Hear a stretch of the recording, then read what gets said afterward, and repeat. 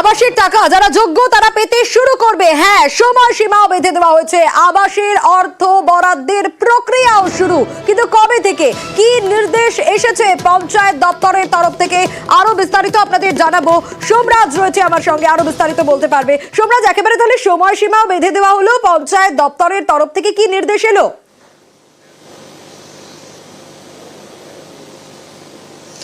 দেখো, যেটা রাজ্যের পঞ্চায়েত দপ্তর বিভিন্ন জেলায় জেলায় নির্দেশ পাঠিয়েছে, সেখানে বলা হয়েছে যে 23শে ডিসেম্বরের মধ্যেই আবাস যোজনার টাকা দেওয়া অর্থাৎ যে বরাদ্দ প্রক্রিয়া, সেই প্রক্রিয়া শুরু করার নির্দেশ দেওয়া হয়েছে 23শে ডিসেম্বরের মধ্যেই।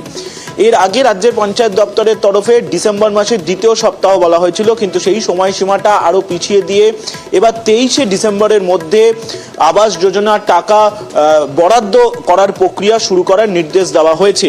অন্যদিকে রাজ্যের পঞ্চায়েত দপ্তরের তরফে এটাও বলা হচ্ছে, এই টাকা বরাদ্দ করার আগে মোট 3টি পর্যায়ে অনুমোদন দেওয়ার প্রক্রিয়া হবে এবং সেটি কবে হবে তারও একটি টাইমলাইন দিয়ে দিয়েছে রাজ্যের পঞ্চায়েত দপ্তর।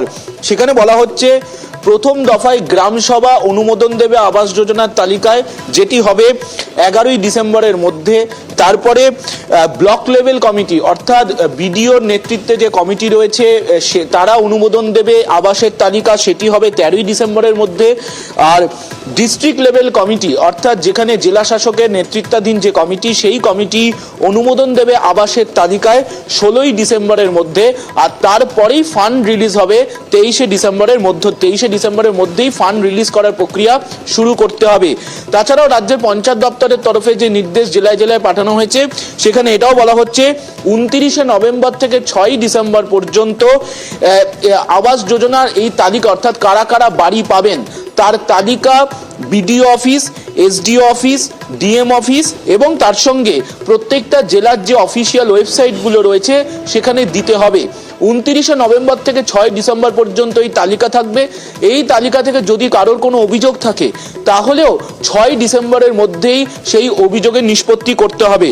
আর এটাও বলা হয়েছে, এই যে প্রভিশনাল অর্থাৎ আবাসের যে তালিকার যে লিস্ট তৈরি হবে, সেটি 28শে নভেম্বরের মধ্যে তৈরি করে নিতে হবে।